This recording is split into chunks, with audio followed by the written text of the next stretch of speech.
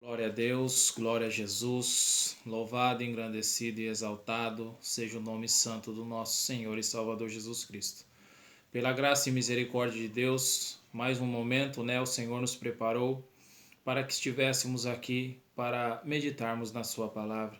Eis aqui, vosso irmão Paulo, servo e ministro do Senhor Jesus Cristo, membro do Ministério Igreja Apostólica Cristo Voltará, onde trazemos aí a palavra de Deus neste canal de evangelismo, no YouTube, buscando arrebanhar almas para Cristo, o canal pregando o Evangelho de Jesus, o Cristo Salvador. Então você que está a primeira vez conosco aí, fique à vontade, seja bem-vindo, abra o seu coração para receber a palavra de Deus. Quero cumprimentar a todos vocês com a graça e a paz do nosso Senhor e Salvador Jesus Cristo. Que o nome de Deus seja engrandecido por meio de nossas vidas.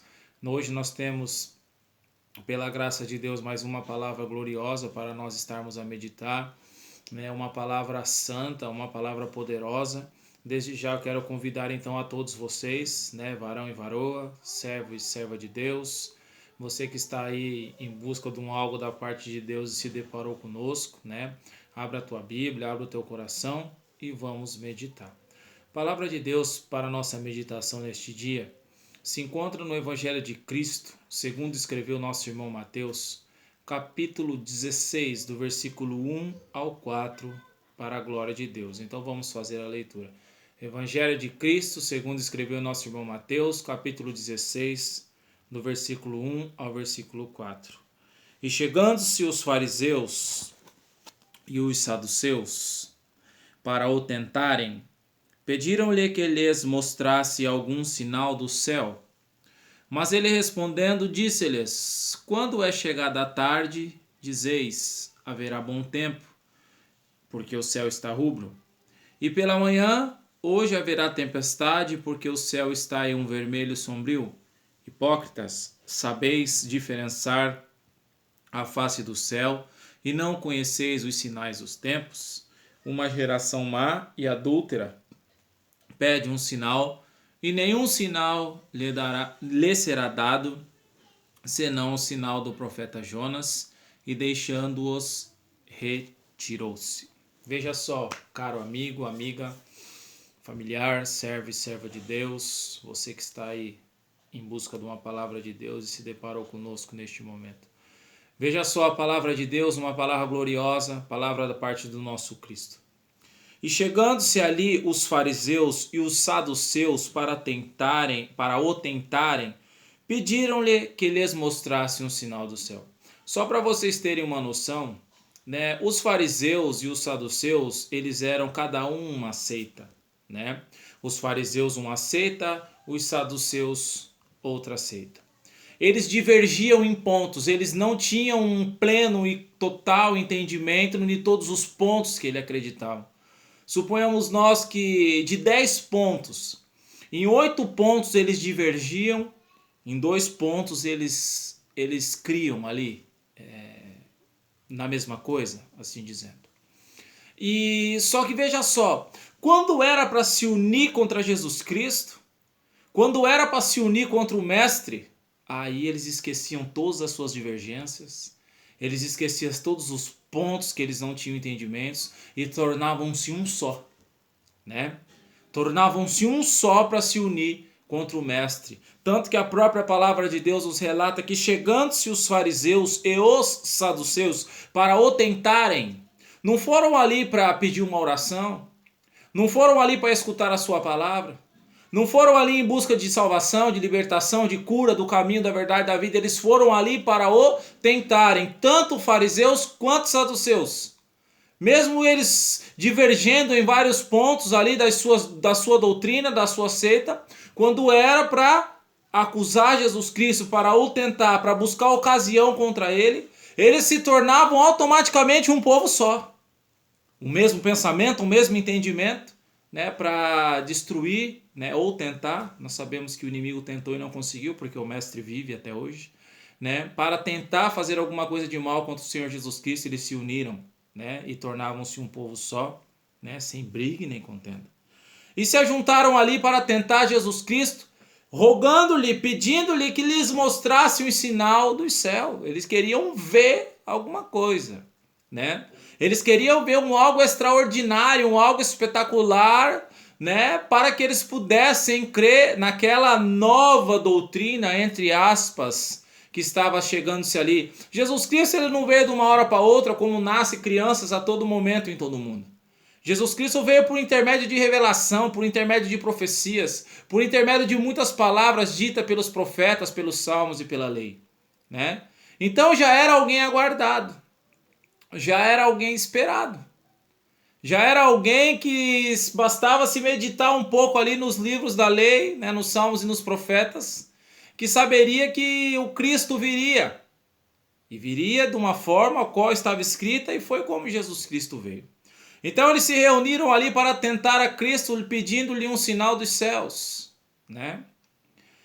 Mas o Senhor Jesus Cristo respondendo disse-lhes: quando é chegada a tarde, dizeis, haverá bom tempo, porque o céu está rubro. E pela manhã haverá tempestade, porque o céu está de um vento sombrio. Hipócritas, sabeis diferenciar a face do céu e não conheceis os sinais dos tempos? O próprio mestre ali coloca-se numa posição de chamá-los de hipócritas, porque era um povo, né, que sabia diferenciar a face do céu e a face da terra, mas não sabia e não conhecia os sinais dos tempos, os sinais do fim dos tempos. Nós sabemos que hoje, né, no nosso dia a dia, o Senhor também, ele deixou alguns sinais, assim, alguns passos, alguns caminhos, para que nós pudéssemos fazer uma leitura do céu. Muitas das vezes o tempo está nublado, meio escuro, a gente fala, nossa, vem chuva aí, né? Ou vem um vento calmo, meio quente, né? Ou eu não sou entendedor dessa parte meteorológica, mas o Senhor deixou uns passos, deixou uns caminhos para que nós viéssemos fazer uma leitura aí do céu. E essa parte eles sabiam fazer muito bem, né? Tanto que o próprio Senhor Jesus Cristo disse, né? Quando é chegada a tarde, dizeis, haverá bom tempo, porque o céu está rubro.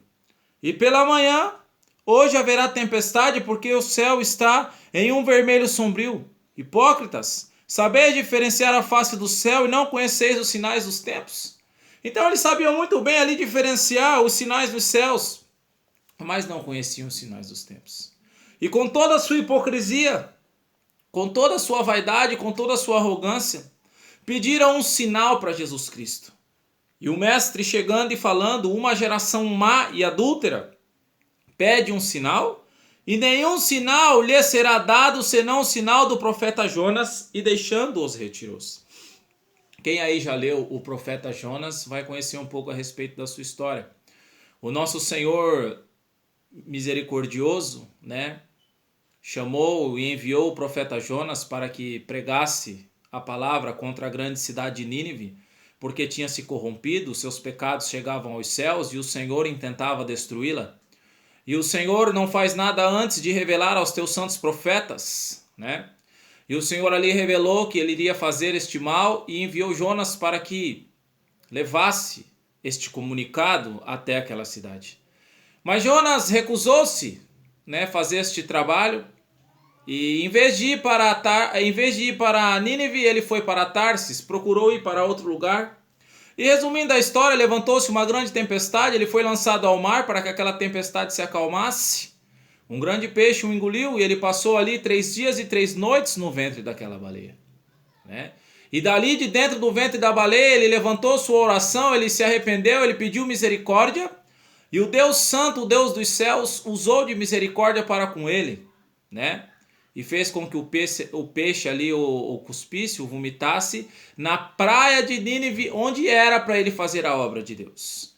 E o mesmo Deus que usou de misericórdia com Jonas, usou de misericórdia para com Nínive, porque através da pregação de Jonas, aquela cidade que estava sentenciada à morte arrependeu-se, desde o rei até o menor, e pregou-se um jejum de 3 dias e 3 noites, né? E Deus se arrependeu do mal que ia trazer sobre aquela cidade, né? Então, o próprio Senhor Jesus Cristo diz que não lhes seria dado outro sinal que não fosse o sinal do profeta Jonas. Porque o próprio mestre também ficou 3 dias e 3 noites no seio da terra. Ele desceu às extremidades da terra. Não porque ele tinha pecado, não porque ele foi um pecador. Jesus Cristo desceu até o inferno não porque ele tinha pecado, mas ele desceu para tomar a chave da morte do inferno da mão de Satanás, para pregar o evangelho aos mortos, para que eles ficassem indesculpáveis. Depois ressuscitou ao 3º dia e subiu à altura, levando o cativo o cativeiro e deu os dons aos homens. Então uma geração má, uma geração adúltera, uma geração infiel pedia-lhe um sinal. Eles queriam ver algo grandioso, algo fantástico. E Jesus Cristo falou, uma geração má e adúltera me pede um sinal, e não lhe será dado outro sinal, a não ser o sinal do profeta Jonas, que ficou 3 dias e 3 noites no ventre da baleia. O maior sinal de todos os tempos estava ali de frente daquele povo. O maior sinal que poderia se acontecer neste mundo, o Filho de Deus, despindo-se da sua majestade que ele havia no céu, vindo, fazendo semelhante a nós, a homem, a carne e sangue como nós, para resgate de muitos, para salvar uma humanidade que tinha se corrompido e tinha se pervertido, e eles queriam um sinal. Eu quero ver um sinal. Queriam um sinal maior do que esse, um sinal maior do que o de Jesus Cristo. O maior sinal de todo o mundo, de todos os tempos, estava ali adiante deles e eles queriam ver um sinal. E o próprio mestre falou, não. Não lhe será dado outro sinal a não ser o sinal do profeta Jonas, porque eles conseguiriam discernir a face dos tempos e não conseguiam discernir a face do fim dos tempos. Eles conseguiam entender aí as coisas terrenas, mas não conseguiam entender as coisas espirituais. O Mestre, o Messias, o Emanuel, o Salvador, o Deus conosco, estava à frente deles e eles pediam um sinal. Eles pediam ali ver, eles queriam ver. A palavra de Deus fala que a fé é o firme fundamento das coisas que se esperam, né? E das que se não vê. Hebreus capítulo 11, rapidamente aqui. Hebreus capítulo 11, versículo 1. Ora, a fé é o firme fundamento das coisas que se esperam e a prova das coisas que se não veem. Hoje nós cremos em Cristo pela fé, nós não podemos vê-lo, nós não podemos tocá-lo, mas nós podemos senti-lo. Está aí as Sagradas Escrituras, onde ele disse em João 5,39, examinai as Escrituras, porque vós cuidais ter nela a vida eterna e são elas que de mim testificam. Está aí todos os sinais da sua volta. Né? Aí nos dias de hoje, aí você vai, prega uma palavra poderosa, mostra na Bíblia, Deus te usa, o Espírito te usa, aí as pessoas ainda ousam dizer, como disseram os fariseus e os saduceus no passado, se eu não ver o cego enxergar, se eu não ver o paralítico andar, se eu não ver o mudo falar, de modo nenhum eu crerei, está fazendo igual Tomé fez. Quando Jesus Cristo apresentou-se ali e ele não se encontrava, e os discípulos falaram que tinham visto o mestre, que o mestre tinha ressuscitado, ele falou que se não tocasse nos furos ali no lado de Jesus Cristo, de modo nenhum ele iria crer. Depois Jesus Cristo apresentou-se de novo, ele já estava também. Aí o Senhor Jesus Cristo disse para que ele tocasse e também falou, você creu porque você viu, Tomé. Mas bem-aventurado aquele que crê sem ver. Hoje nós cremos para que depois nós podemos ver alguma coisa da parte do Senhor. Nós cremos, buscamos, confiamos, esperamos com paciência, passamos muitas lutas, muitas dificuldades, para que depois nós possamos ver algo da parte do Senhor. Então nós nos deparamos com uma palavra onde Jesus Cristo chama uma geração má e uma geração adúltera. Por que uma geração adúltera? Porque quando você se prostitui, você adultera. Quando você deixa de ser fiel, você adultera. Quando você deixou de ser fiel a Deus e foi ser fiel ao mundo, ao pecado, à transgressão, à iniquidade, você adultera. Então uma geração má, uma geração adúltera, pede um sinal da parte de Deus, não lhe será dado a não ser o sinal do profeta Jonas. Em Mateus capítulo 5, versículo 20, a palavra de Deus fala que se a nossa justiça, a nossa vida não exceder, não ir além, não ultrapassar a dos escribas e dos fariseus, dos saduceus, De modo nenhum nós entraremos no reino dos céus. Então, se nós vivermos uma vida nesse mundo, nesse tempo, nessa hora, da mesma forma que eles viveram, de modo nenhum nós entraremos no reino dos céus. Então nós temos que estar apercebidos, atentos, né? Nós temos que buscar a presença de Deus, primeiro buscando o teu reino, primeiro buscando a tua justiça, primeiro buscando salvação.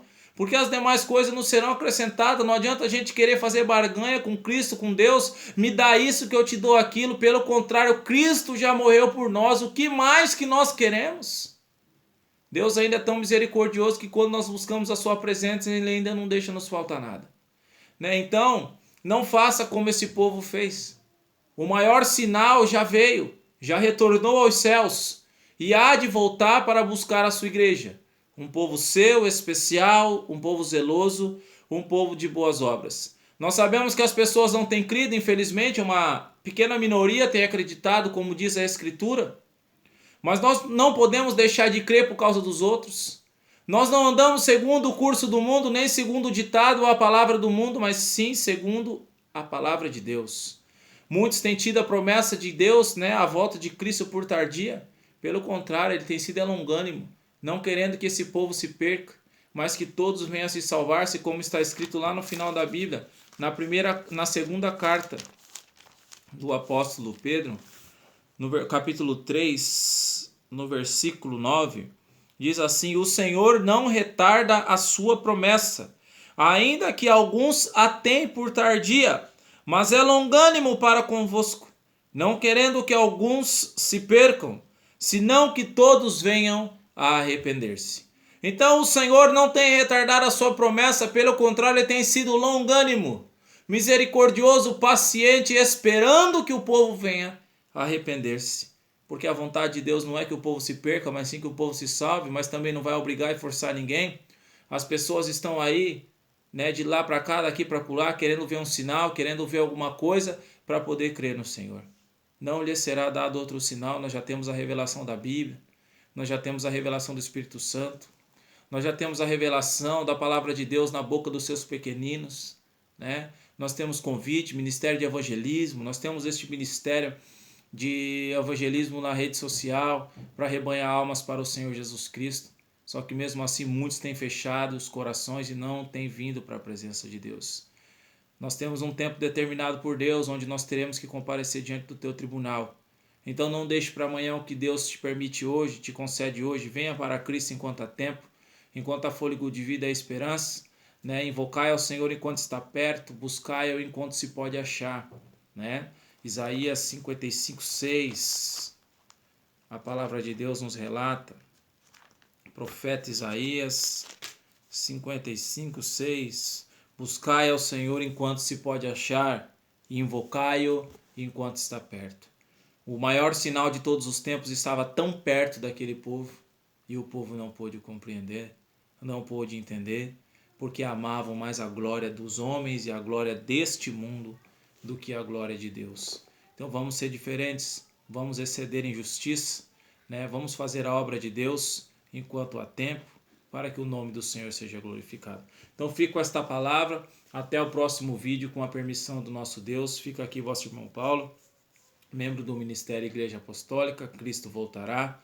Que Deus abençoe e ilumine seus caminhos, sua casa e sua família, em nome de Jesus. Amém.